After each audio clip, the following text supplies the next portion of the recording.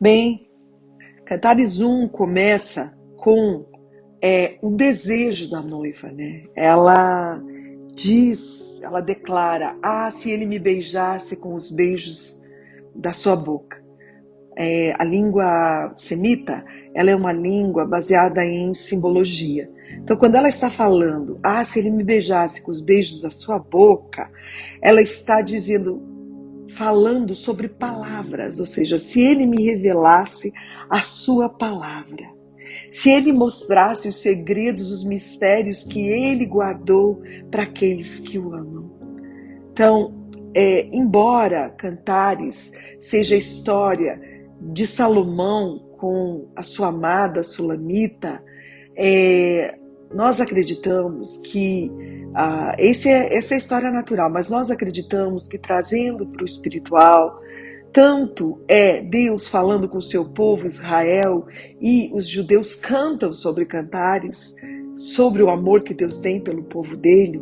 Nós acreditamos que essa é a história de amor de Jesus pela sua noiva, por cada um de nós. Então, quando nós estudamos o livro de Cantares, nós estudamos a história da nossa vida, a nossa jornada de amadurecimento cristão, a nossa jornada de vida com Jesus. A noiva de Cantares vai viver situações que ela nunca imaginava ter vivido, mas todas essas estações têm um propósito, é nos fazer amadurecer em Deus. Então ela começa pedindo que ele traga a revelação da palavra dele para ela. Ah, se ele me beijasse com os beijos da sua boca, da sua palavra, porque as suas carícias são mais agradáveis que o vinho. A fragrância dos seus perfumes é suave, e o seu nome é como perfume derramado. Ela compreende quão maravilhoso é se relacionar com Jesus. As carícias dele são mais, nos suprem, e são mais prazerosas do que qualquer outra alegria que a vida possa nos dar, né? Então ela tem desejo, ela faz um clamor. Então, quando nós desejamos, nós temos que dar o primeiro passo. Nós não temos que ter medo de dar o primeiro passo, nada na nossa vida, porque o Senhor espera que a gente dê esse primeiro passo. E ela compreende a importância que tem o nome dele, o poder que há no nome dele. E também fica impressionada o quanto as pessoas o desejam, e ela compreende por que todos desejam ele. Por causa do valor que ele tem, né? E em especial para a nossa alma, o valor que o Senhor tem para a nossa alma. Nós somos feitos para ele. Então a impressão que eu tenho é que quando nós passamos tempo com o Senhor, são os momentos que nós temos alguns highlights de plenitude. Porque a plenitude nós só vamos viver na eternidade com ele. Mas quando nós temos essas experiências pessoais e íntimas com o Senhor, nós temos alguns highlights do que é a plenitude, de se sentir pleno, de se sentir realizado nessa vida. Então ela fala com ele: leve-me com você, vamos depressa, leve-me o rei para os seus aposentos. Ela faz um clamor, ela quer ir com ele, né? E ela sabe que os aposentos dele, o lugar onde ele está, o lugar de intimidade, é o melhor lugar que ela pode estar. Nesse cenário aparecem as filhas de Jerusalém, que dizem, né, no começo da jornada: estamos muito alegres e felizes por sua causa, celebraremos o seu amor mais do que o vinho. Quando você começa a jornada cristã, né, os irmãos até te impulsionam, né? O problema é depois, quando você vai passando por algumas etapas da sua vida que as pessoas não compreendem, porque os filhos de Jerusalém são a figura, as filhas de Jerusalém são a figura dos irmãos imaturos que não compreendem o processo de Deus na vida da gente. Cantares 1 até Cantares 4, Jesus é a herança da noiva. Mas a partir de Cantares 4, 5, ela passa a ser esposa, ela passa a ser a herança do Senhor. Então isso vai requerer muito mais dela lá na frente do que agora. Mas aqui começa essa jornada.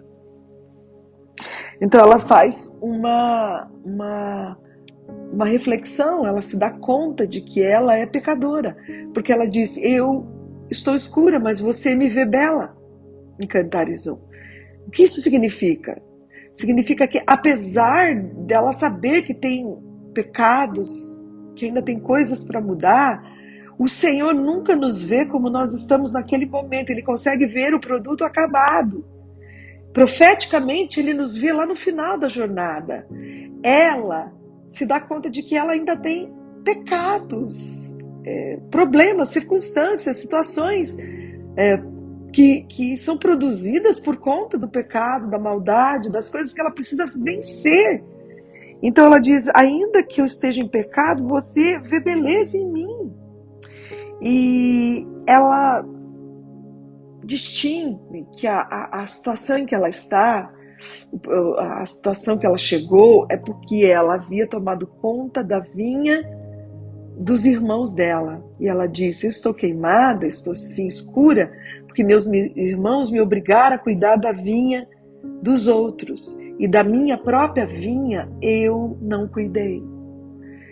Isso significa, quando nós entramos, respondemos o chamado de Deus, é incrível, porque quando nós entregamos nossa vida para Jesus e começamos a caminhada cristã, a primeira coisa que nós queremos fazer é responder o chamado de Deus. E o chamado de Deus significa cuidar de outras pessoas.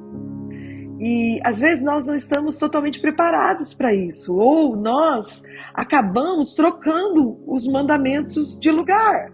O primeiro mandamento é amar o Senhor com todo o seu coração, com toda a sua força, com o teu espírito, com a tua alma.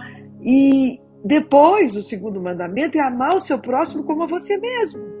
Nós temos a tendência de responder, o chamado do Senhor e trocar eles de lugar. Então nós passamos muito tempo servindo as pessoas, dando tudo que nós podemos para as pessoas, e nós esquecemos de nós mesmos e da nossa vida com o Senhor, da nossa intimidade. Em outras versões ela diz: eu estava tão preocupada com a vinha dos meus irmãos que me descuidei para o meu amado.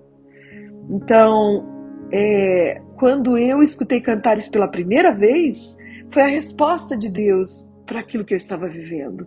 Eu tinha vivido talvez parte de Cantares 5, quando dentro do ministério eu fui rejeitada pelos meus líderes. Os sentinelas, que eram aqueles que deveriam me proteger, me bateram, me espancaram e tiraram a minha túnica, a minha honra. Em Cantares 5 nós vamos ver isso, mas quando isso aconteceu comigo, eu fiquei, eu entrei em parafuso. Mas o que aconteceu? Não era isso que o Senhor havia me proposto. E eu lembro de quando eu vi Cantares pela primeira vez, e aí eu vou lá em Cantares 8, quando o líder estava terminando de pregar o 8º capítulo de Cantares, e ele disse: você acha que o Senhor te rejeitou? Você acha que o Senhor te reprovou? Não, o Senhor te ama tanto a ponto de ter que remover aquilo que Ele te confiou, porque aquilo se tornou mais importante do que Ele na sua vida. E o que Ele quer é que você volte para Ele. Então, quando nós começamos a caminhar com Jesus, é muito fácil a gente se descuidar e trocar os mandamentos de lugar. É muito mais fácil trabalhar para o Senhor. É muito mais fácil ser uma Marta, né, do que Maria, que ficou aos pés do Senhor. E como nós conhecemos a história, Jesus disse: a Maria escolheu a melhor parte e essa parte nunca será removida. Então, o que a noiva de Cantares fez aí foi trocar os mandamentos, e ficou cansada, ficou esgotada.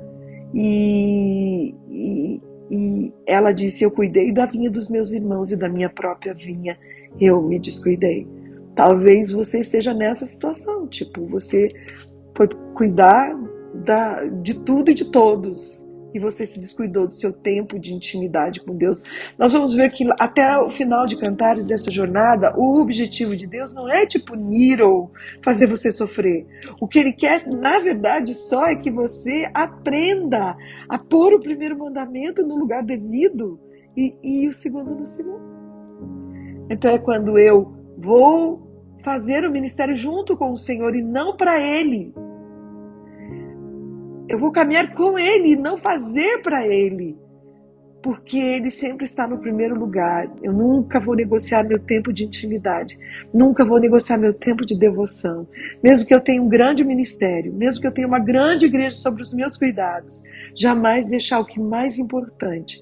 Porque quando eu estiver com Jesus na eternidade, Ele não vai perguntar para mim o quanto eu fiz para Ele. Ele vai perguntar o quanto de amor eu desenvolvi por Ele nessa vida. Quando Billy Graham chegar na eternidade, e já deve ter chegado, ou quando for o dia do juízo, não sei, o Senhor não vai perguntar quantos estádios ele encheu. O Senhor vai perguntar quanto ele aprendeu a amar o Senhor. E no final da vida de Billy Graham, ele falou, se eu pudesse voltar, a única coisa que eu faria é passar mais tempo com o Senhor do que fazer o ministério. Então, a Cantares é um processo de nós aprendermos a jamais negligenciar o lugar de intimidade com o Senhor. Então a noiva de Cantares, ela chega a essa conclusão, que o mais importante é esse lugar de devoção.